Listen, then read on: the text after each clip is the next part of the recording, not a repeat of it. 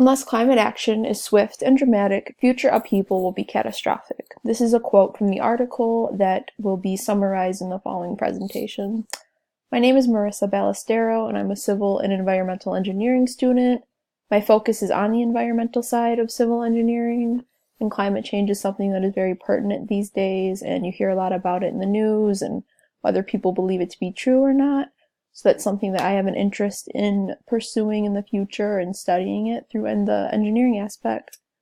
The purpose of the following presentation is going to be a summary about the human disruption of Earth's oceans and the ice and the impact of this. So basically, climate change and how we've contributed to it and what it's currently doing to the oceans and the overall global ecosystem.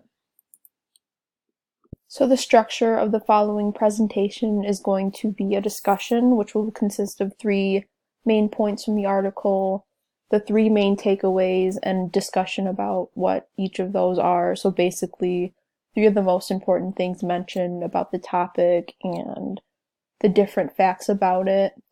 And then at the end, there's going to be the conclusion, which will include a summary of everything that was talked about, so the 3 points, and then a couple key things to take away from the presentation overall.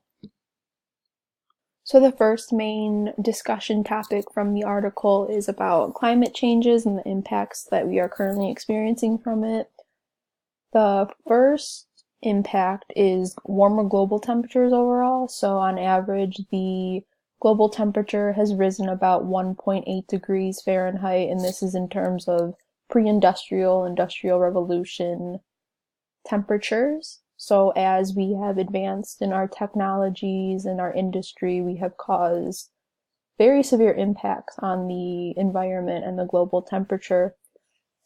With the global temperature rising, we experience warmer ocean temperatures, which is causing marine life to suffer severely and the fishing industry to experience some negative impacts as well. We also experience rising sea levels due to glaciers melting and snow melting, which is another effect of the warmer global temperatures overall.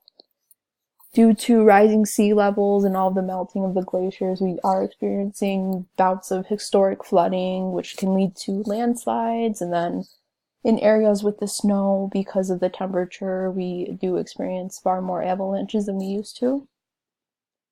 So another discussion point from the article, which is the overall main issue that is addressed, is greenhouse gas emissions. So that is through the burning of fossil fuels, and that does contribute to the rising global temperatures that we're experiencing. And as previously mentioned, it affects the sea levels, causes those to rise.